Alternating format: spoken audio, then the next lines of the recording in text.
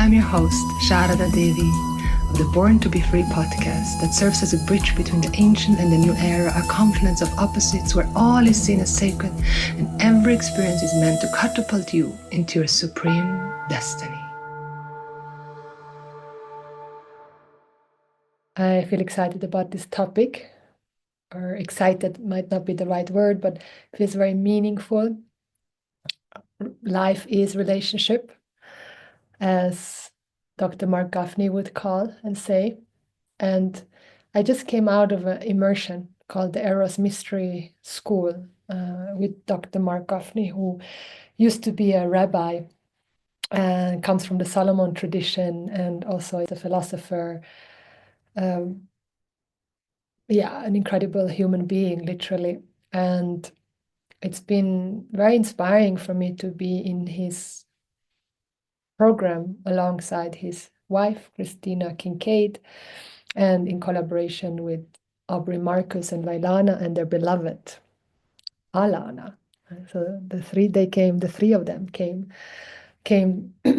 So basically, the two, Dr. Marc Gafni with his wife, and then they are in collaboration. They are coming together with Marcus Aubrey. I don't know if you know these people. You may have heard of them before. You may have not heard of them before. It can be interesting to research them, and if you want, I can also send links and podcasts to them. And why I have been interested in them or in what they teach and share with the world is very much because of the topic of relationship, actually. So that's why I'm bringing this all together. So let's go first from like the Vedic vision and the Vedic teachings, which is my foundation. That's my lineage. That's my spiritual heritage. And we look at relationship as a means for growth. That's what we would look at relationship. Relationships are here so that we can develop an ego. We develop our ego through relationships, and we need a healthy ego that has a sense of togetherness, a healthy self-esteem, a healthy self-image. That ego needs to have a sense of belonging. I belong, and I belong not just to myself, but I belong to the whole. I belong to God or Goddess or the universe.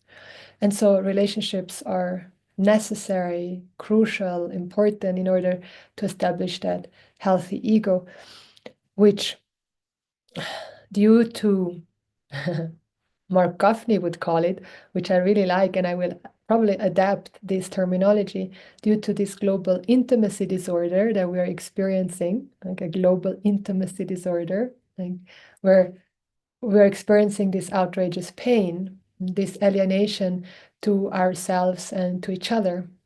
Why? Because we don't know who we are. When we look at the word sanity, what means sanity? It's to know yourself, to know who you are, then you can be a sane person. But if you don't know who you are, if I don't know who I am, I become insane. Like, and then my identification, as we've seen in Vedanta, it rests upon the body, mind, sense complex and all the roles that I play, which, if there is a healthy image of the body, mind, sense complex, and if I have healthy relationships, then even though I identify with those parts, but there can be still a relatively sane identification with those parts. But if I have an unhealthy image of all these parts, these relative parts, additionally to not knowing what I truly am, the insanity is the result of this kind of mass psychosis that we're experiencing, basically, right? So bringing it back, like to go back to the Vedic tradition, what is the view of the Veda? What is the view of Vedanta? It's the view of wholeness. And what that means is that the view of wholeness means to know oneself as whole, as complete. And not only that, to know oneself as the whole, So it's two steps. It's one, to know oneself as whole and complete, and to know oneself as the whole. I know myself as everything. I know myself is the self of everything. And in that knowing of the self, of the limitless self, we equate it to moksha, to freedom, to liberation. Because if I know myself as whole, and if I know myself as everything, all problems are gone. Like the problems that we experience is because I don't know who I am. And so I identify with something that I'm not. And then I hang on to all these things that are temporary and limited by nature because I don't know what I truly am. I think I'm insecure, limited being. So I have projected my security and wholeness onto this and that and them. And I hold on to these things and these people that are also by nature insecure. So we're experiencing this profound, actually, underlying insecurity all the time, while holding on to all these also insecure things that we think are secure, but they are not secure. And so discovering myself, knowing myself, like so self-knowledge, we equate it to moksha, freedom. And that self-knowledge, in other words, is really the removal of self-ignorance. Like we get to remember that again and again and again, because it's very easy to hear like the word self-knowledge, and then we equate it to knowledge the way we usually gain knowledge, which means there's me, the knower, there's the object of knowledge, there's the means of knowledge, and then I have knowledge of something, and then I identify with that knowledge that I know, and I say I'm a knower. And in that knowership, we kind of also bloat, like Swamiji would call it. Like our ego can bloat in that because I am that knower. And so then suddenly I know something that you don't know. And then I see myself as this Vedantin, or the one that has self-knowledge, which then separates me from the people who do not have self-knowledge, which we call samsari. And so then suddenly experiencing also again this duality, which you at the beginning, that's all the reason why you went to Vedanta, to kind of neutralize the whole duality. But then suddenly you're separating yourself from all the other spiritual people. So that's why it's so important to again and again come back to what self-knowledge means. It means the removal of self-ignorance. So I know what I am not, basically. I know I'm not this, I'm not this, I'm not this, I'm not this, I'm not this what I am experiencing. I'm not this what I am objectifying. I am not this role that I play. So I'm not this, I'm not this, I'm not this. And once I negate all of this, what is left is my being. Simply my being, like the simplicity of my being, my presence. And my being, my presence, has no sense of knowership. Like being, is presence.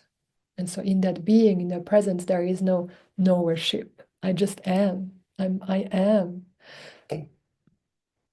And that amness, that isness, which my amness is your amness, in that amness, which is the isness that is in and through all experiences, every moment that comes and goes, there is this isness there. That is not a knower. It just is. And then I resolve again and again and again into that beingness where I can be, I am with, I embrace all that is. And all that is means everyone with all their ignorance and with all their pain, with all their struggles, with all their hate and judgments, and seeing myself not really separate from them, because I am not separate from them or from what they experience. I have experienced that once upon a time, and when I just am, and they are experiencing that, I'm also experiencing that in that moment. And so that in that moment, I am also that. But I also know that I'm free from that, whatever then we in a shared container would experience. So in the Vedic vision, the ultimate goal, to say so, is moksha, freedom. Freedom being the removal of self-ignorance, knowing myself as that being, as that presence that is not a knower, And in that, there is the freedom from all comparison, which is the freedom from fear, because there's nothing to gain, there's nothing to run after. I can just be myself. And that beingness is what we call relationship-less-ness. Like that is being in relationship-less-ness. So we can also say, like the goal is moksha freedom, but we can also say the goal is to be in relationship-less-ness, where I don't have any relationships anymore. Because having a relationship means you must be two or three or four. You cannot be one and have a relationship. Because how is, for example, like the example we use in the Vedanta, how can space have a relationship to space through space if there's only space?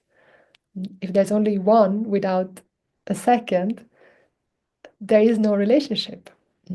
And so that being that we are, the presence, that consciousness that runs, not really running on legs or anything like that, but is all pervasive in and through all the experiences, that beingness is free from relationship, because everything that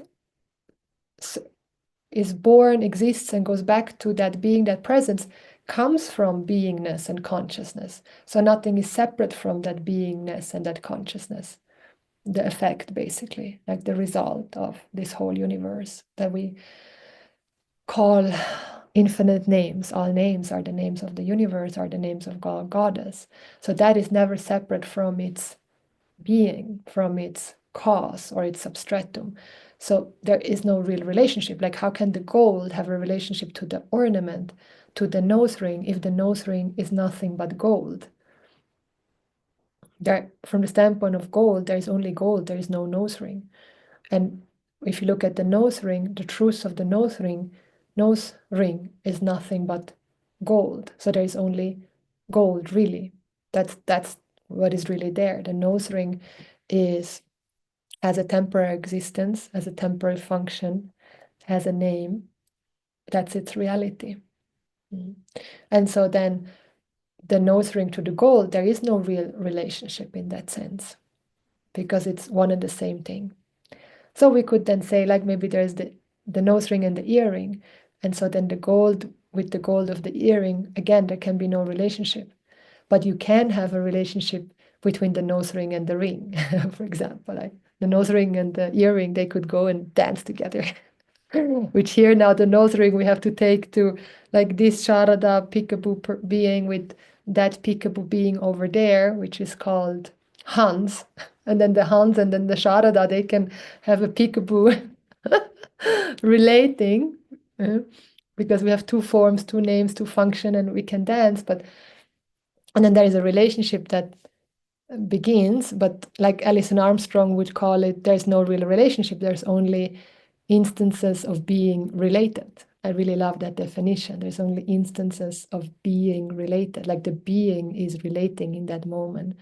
And actually then the moment you depart, the relationship is gone. Like the container, whatever container you've been in, it's poof, it's gone. You cannot hold on to it. It's not physical, it's gone. And then you're again just with yourself, as yourself, by yourself, in your own being. And then again, you relate to another being, and then that other being, person, name, form, function, evokes something else in you, whatever we haven't resolved yet. So basically, like to really understand the nature of relationship is basically freedom, is the freedom to being in that in that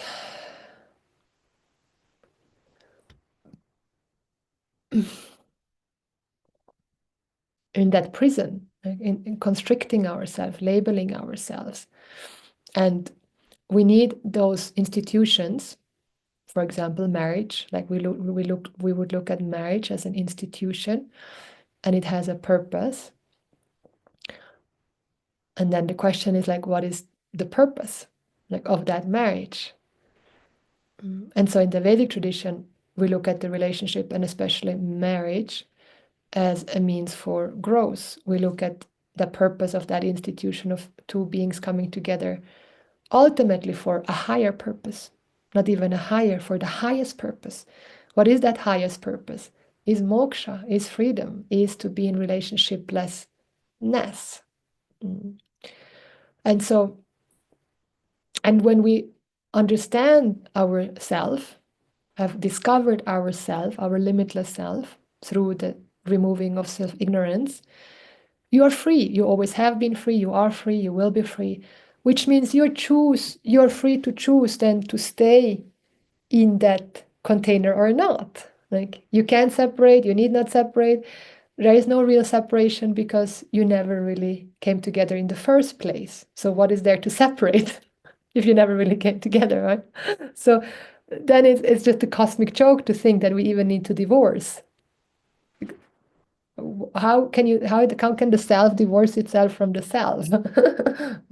It's like telling the nose ring, now you got a divorce from the gold. Like, that doesn't work. So we're making up, and then we break up, and then we make up, and then we break up, and we think we kind of are in an evolution, and something is happening, but nothing is really happening. All we do often, there's always like the exceptions again, where we just kind of marinate in that wound, because naturally there's a wound when we don't know who we are and what we are. Like, if there's love, like in any love story, there's wounding. That's natural, right? And then that wounding, we can learn to embrace it and convert it into our medicine. That greatest wound then becomes our medicine, whereas the love is there in and through all the time, has never come, never left. So why would you sever like something that is by nature love? Like anything that we sever, that we cut, that we separate, it hurts because it goes against our nature being oneness, wholeness. So it's through then this breakup and makeup, we're creating so much unnecessary pain instead of just being with the pain, being with the wound that is surfacing, and inquiring into the nature of the wound and inquiring into the reality of the wound, which is being afraid of getting hurt again, like being afraid of getting rejected, being afraid of not being lovable, being afraid of being vulnerable. And so then we feel we lose our power, and then we need to now reclaim our power again by doing something. We're going to divorce. Like, so then I'm in my power again. And I'm not saying that we shouldn't do that. I'm just painting the picture, basically, right? So that we can see the whole picture, we see the whole, and then also we're honoring our own individual story according to the big picture, while then our own individual story has different needs, different desires, and we can honor those needs and desires so that we can navigate the life that we are feeling or that we are experiencing, facing, maneuvering in that moment. So from the Vedic standpoint, we have those relationship institutions or any relationship in order to discover our wholeness, our freedom, and ultimately come to that relationship-less-ness, where then we can be free, live free here and now, and make choices from that place to choose to stay or not to stay. And we call that, if two beings come together or more, it doesn't have to be only two, it could be three, it just maybe become more complicated in most cases.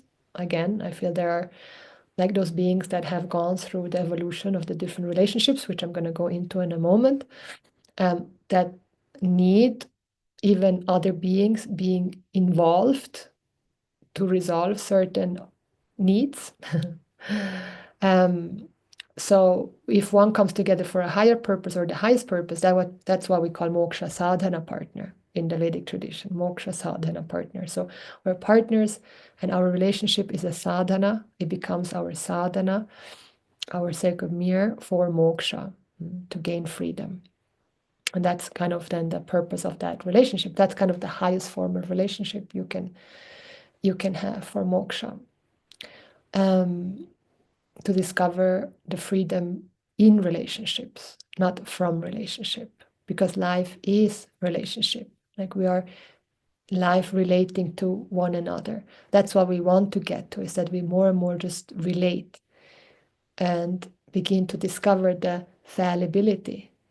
Fallibility, I think that's the correct word, of human relationships. We're all gonna die. The body mind we all will die. That's how it is. Human relationships are fallible. And that's why we emphasize, develop a relationship with the one that is infallible, however you call it, God, Goddess, Godex, Ishvara, Devi, Bhagavan, Allah, Jesus, Maria, Pachamama, Shakti, the source, Gaia, the infinite intimate. I like that. That's from Marc Gafni. I really love that, how he calls it the infinite intimate. Buddha Swamiji would call it the infinite intelligent being, the infinite intelligent being. So however we call it, that relationship needs to become the one main relationship, because we discover the fallibility of the human relationship. And once we start to have a value for the relationship with the infinite intelligent being, and we strengthen that, it gives us more and more relative freedom to accommodate our human relationships, because we have less and less needs that need to be fulfilled from the humans around us. Because unless we have the infinite, intimate, infinite intelligent being relationship, we all have needs as in this human form, and so then we demand often that those needs are fulfilled by the humans around us. And so that's a huge wake up. That's a huge awakening to discover that the humans are limited. That doesn't make them limited. Their actions are limited. They can only do what they can do based on their knowledge, based on their background, based on their skills, and that everyone does the best they can. And also to begin truly to ask for things instead of demand, because we all want to help each other.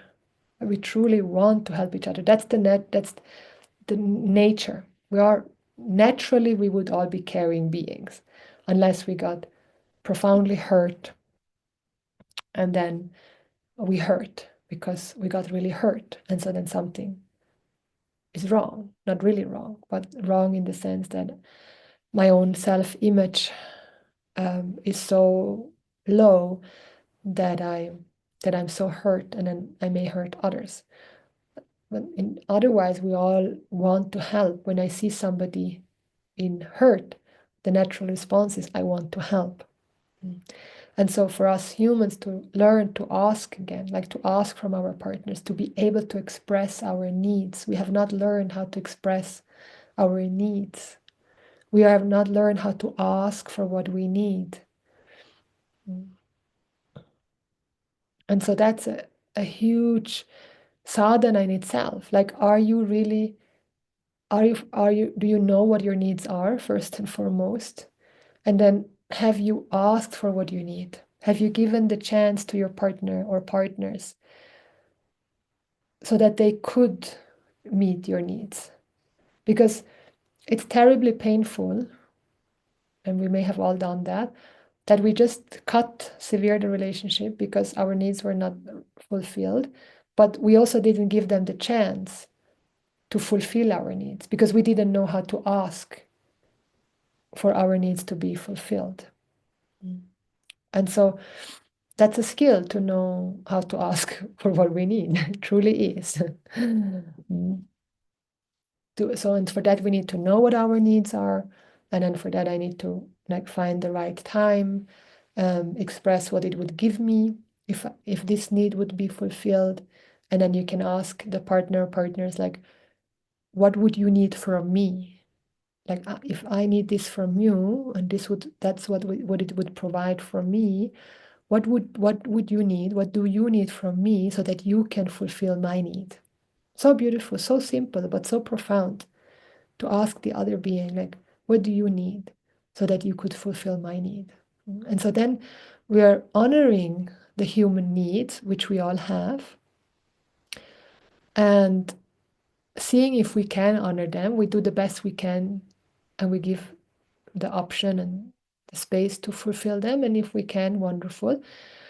And then you may need to ask again, asking the first time, and then the second time you insist, like this need, it really needs to now happen. We get to be with that, because otherwise I cannot be the best version of myself. I know I'm hurting myself if this need is not fulfilled. So I really want to give you a chance to help me, and I help you. But then if it doesn't really happen, right? But you're giving a chance, and then maybe demand it, like now it really needs to happen. Like, so it's an asking, insisting, and then it becomes kind of a demand, but not because they are wrong or that they're bad. It's just because you know that this is my need. If I don't have this need fulfilled, for example, if I cannot sleep my 8 hours a day, I'm good for nothing. Right? And so if I have my sleep, if you respect my sleep, I can be here and present. And if you don't respect my sleep, I'm terrible and I'm grumpy and I'm moody. So like that sleep is a need. That's how you can that's how you can differentiate expectations from needs. When you, like, an expectation is fulfilled, but then you have another expectation and it doesn't really fulfill you. Then you have another expectation. It's never good enough. But with a need, when it's a need, it makes a huge difference in your life. It really enhances the quality of your life. It enhances who you are and who you can be with others and to others. And so, and if you don't have that need fulfilled, then it really takes away from your well-being. So that's how you can differentiate expectations from needs. So then, like, we would ask for the need, insist for the need, demand the need, and that's it's like beautiful word called aid. It's from Alison Armstrong. Aid, asking, insisting, demanding, and then enforcing. Like the last is then enforcing. Okay, now it gotta happen. We gotta do, and otherwise, for the good of all, we're gonna let this sacred relationship go. So, but it kind of gives this, like, knowing to yourself you've done everything you can to honor this relationship, which you would want to be doing if you really care about somebody that you have been short or for a long time, because sometimes also even short meetings, they can be so strong, and maybe you've met lifetime before, and you just meet, or it has been many, many years, and you have given the chance for a need to be fulfilled and to be met, and you also ask, what do you need from me so that my need can be fulfilled? Like, so that's kind of on the basically basic human way of living, and interaction with each other, which most of us haven't learned. Are the things we should learn in school and at home, but we have not, most of us, so we're making up for it now. So understanding those human needs and really honoring them, crucial. And at the same time, like, while doing that, and that's very pragmatic and practical, understanding, well, there's certain needs no human can any ever fulfill. Like, it's impossible. It's just not capable to do that. And for that I have the infinite, the infinite intimate. I have the infinite intelligent being as Ishvara, where then that being is free from all failure, has all knowledge, sarvajnanaha, sarvashaktiman, has all power. And so I'm relating to a being then that has all knowledge and all power and is free from time, beginning, endless being. And I have that relationship that I'm cultivating, that as a mirror, right? That I, as a human being, but more than a human being, as a soul, like as a spirit, as that permanent being that I am, that has been transmigrating from life to life to life, seeking the truth of my existence. That's where God comes into play, or the infinite intimate. Like, who am I really? What am I really? Because no human being can really ever answer this question. unless that human being is a seeker and a teacher and has had also a teacher, and then they become the living embodiment of that infinite intimate as a teacher that becomes then a mirror. And then you cultivate a relationship not only to the infinite intimate or infinite intelligent being Ishvara, you then also cultivate that relationship to that teacher, which is the teaching in the form of a teacher. And there you have that relationship that cannot fail, because that teacher always looks at you as whole and complete and is here to bring you back home, basically, like to bring you back home to yourself, to your being, to that limitless being that you are, that presence. And then, well, the relationship to the teaching, like, so that the teaching, the modality, the method. In the Vedic tradition, we call it the Upadesha. So those in the Vedic tradition are the last healthy relationships. The one with the infinite intimate, infinite intelligent being, the one with the teacher, and then the teaching. Those are the three last healthy relationship. It doesn't mean we're not having all the other relationships also, right? We're not just severing them. We're honoring them. We're learning how to navigate the human relationships. And we have so much to learn in that department, but also knowing that they are limited. So if I know they're limited, then I understand how much space and time and effort I give to solve this relationship as in the human form, because there will always be more problems. Like you solve one and you can always evolve in the relationship, you can always be bigger in the relationship. It's endless. And then out of fullness, you want to do that or may want to do that.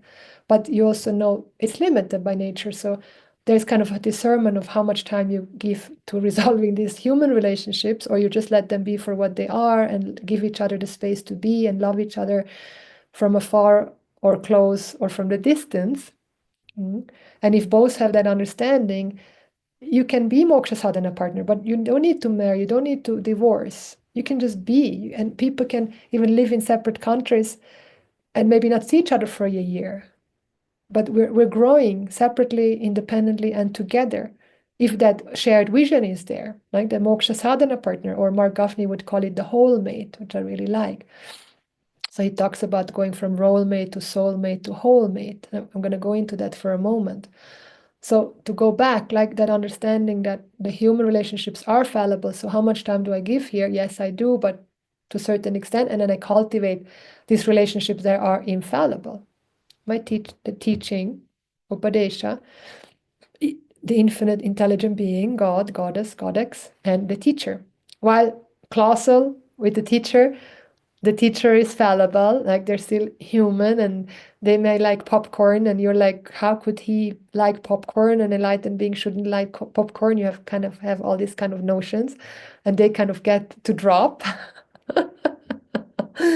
because we want to have the image of the perfect teacher, and then they do this and they don't do that, and all of that needs to kind of drop, and just seeing the jewel that they are, and taking the jewel, leaving the cow pie, because there is cow pie, because it's the teaching in the form of a human. So there, in the form of a human, there are limitations, which in the teaching and Ishvara, you don't have them.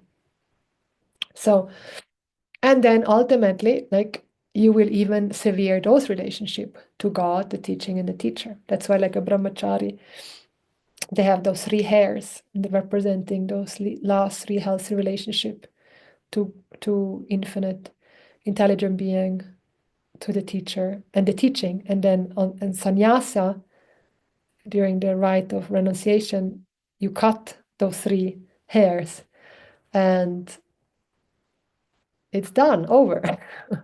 There's no relationship anymore. Like you are God, you are the teaching, you are the teacher, everything resolves in one non-dual being, consciousness, limitless existence, here and now as yourself.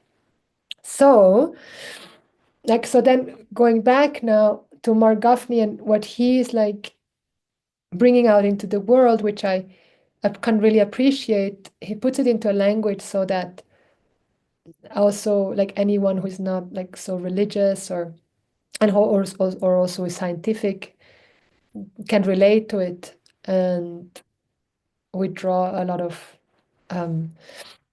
benefit and also speaking to that global intimacy disorder that we're experiencing, and to the need for a new story of relationship and value. Like, and when he talks about the new story of value, it's really what the Veda we've been talking all along, is to remember the value of dharma and bringing dharma like into our relationships.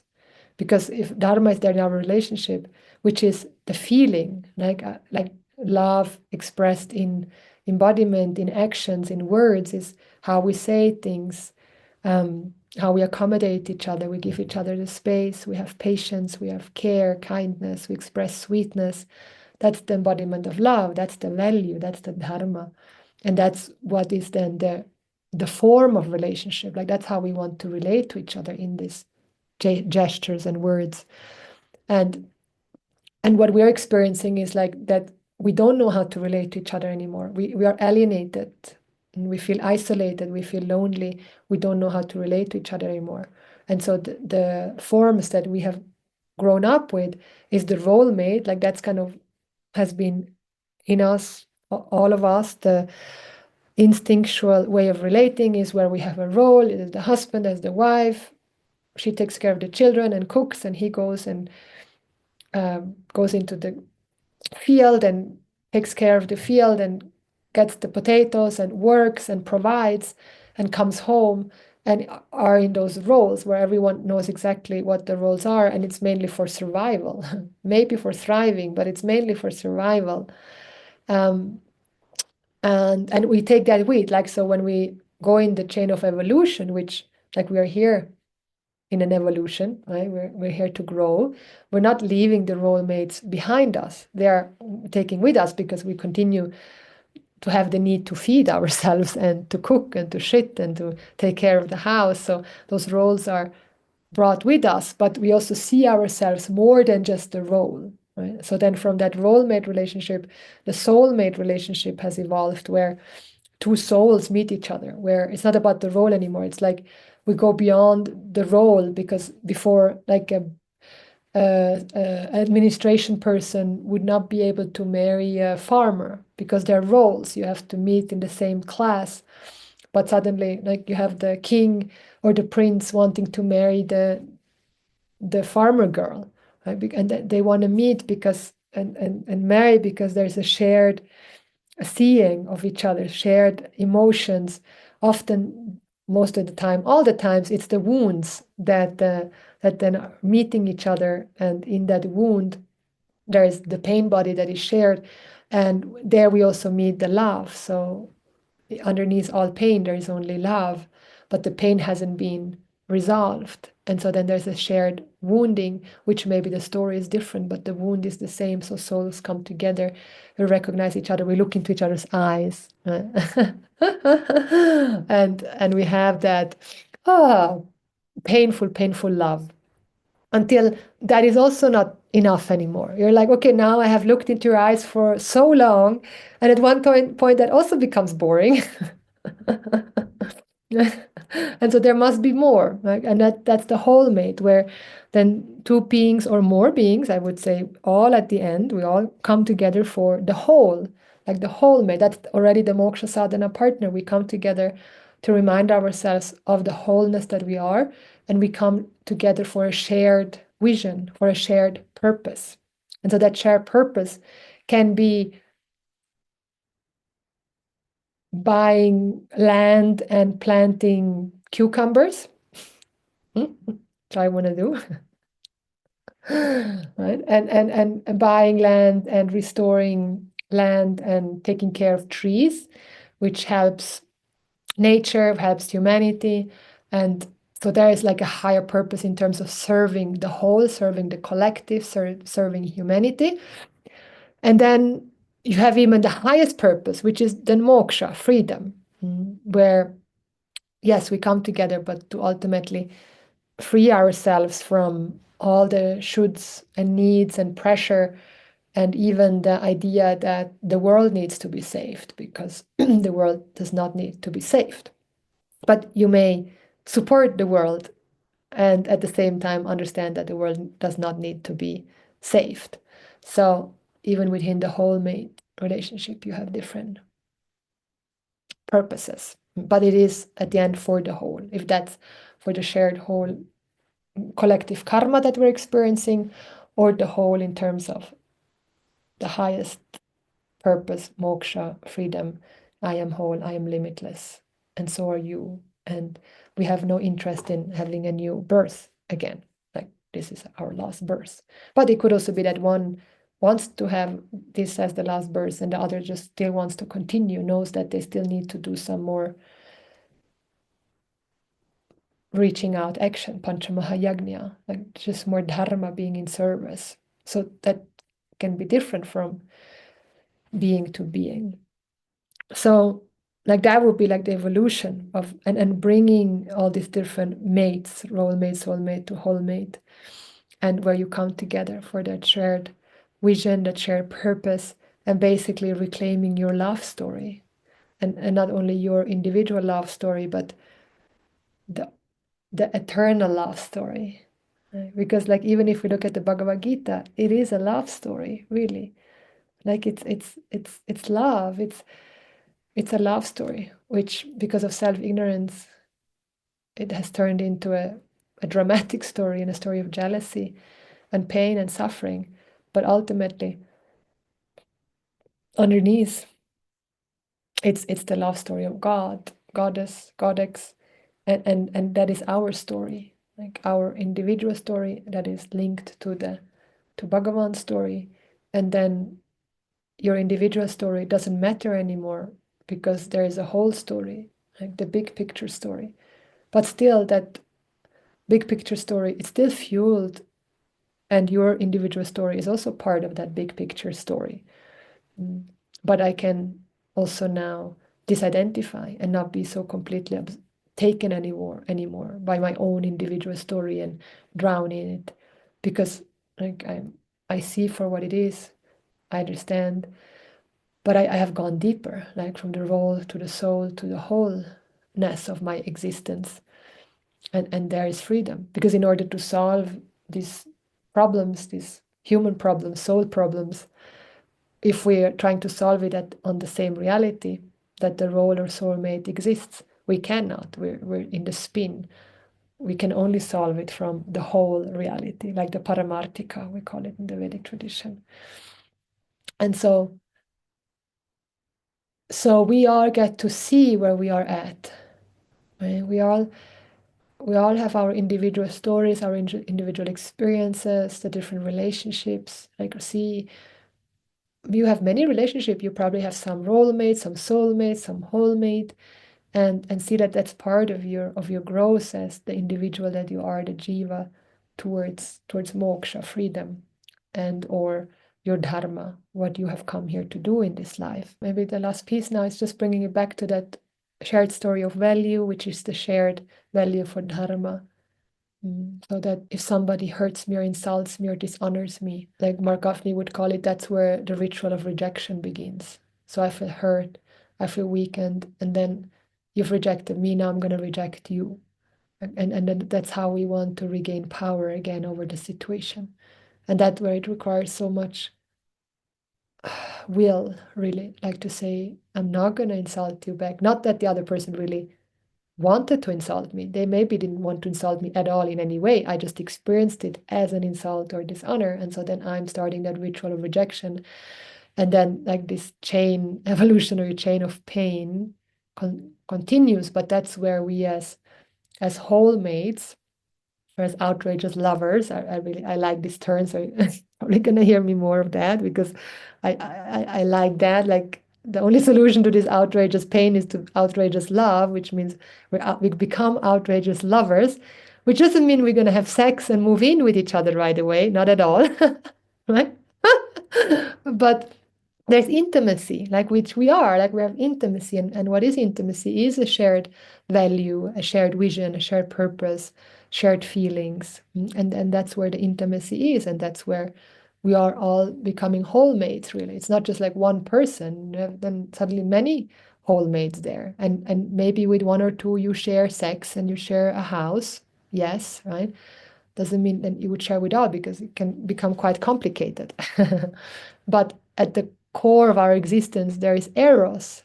There is this pulse and there is this aliveness that we all have shut down because of a story of profanity and cutting the genitals from God away, basically. Right? So then we have lineages of profanity and shaming and paining people for their desires, but really, like, our desires are dignified desires because the desire that we have is ultimately to come back to wholeness and to experience more intimacy, ultimately oneness. Right? And so those desires, they're all dignified desires.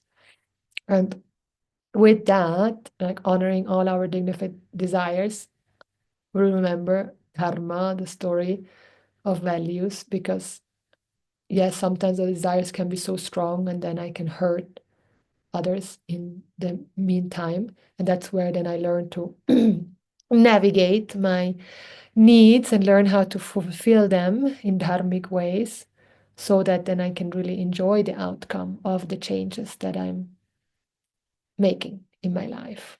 I may not experience the immediate result or joy because I could instantly fulfill this desire, but I know that people around me would get hurt. So I discern, are my actions really hurting them? Or are they hurting because they have a background for being hurt and they're projecting their stuff onto me? And am I making them a favor now myself by continuing with my dharma and doing what I need to do? Or is this desire coming from an immature place where I'm coping or not coping, but maybe covering something that I actually could meet? Let's take a moment, feeling your right side, your left side, how they are meeting each other, facing each other, and feeling your central channel, your spine or your energetic spine as the pillar, the phallus, erect, turned on, and your breath, your sacred energy, moving up and down around the spine, ever flowing and free and expressive. That is gentle or strong,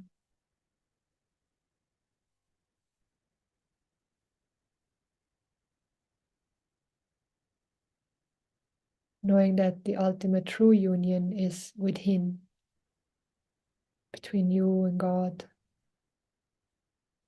you and all.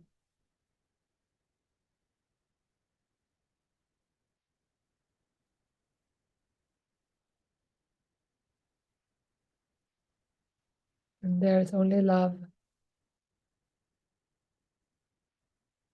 And so I am in love with everyone. I am big enough. I'm actually infinite. I am the infinite, which means I can be in love with everyone.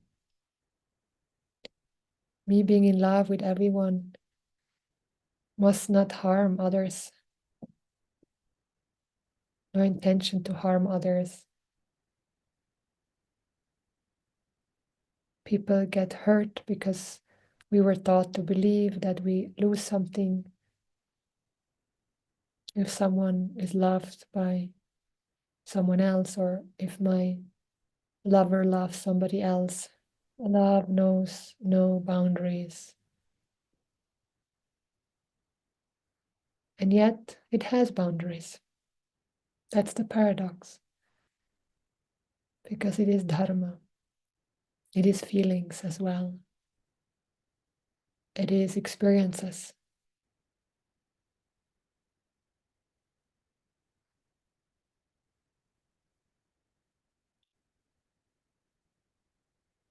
Om Shanti Shanti Shanti. From my heart to yours, deepest gratitude for your presence. May you follow your wildest dreams, live your highest purpose, and expand into the infinite.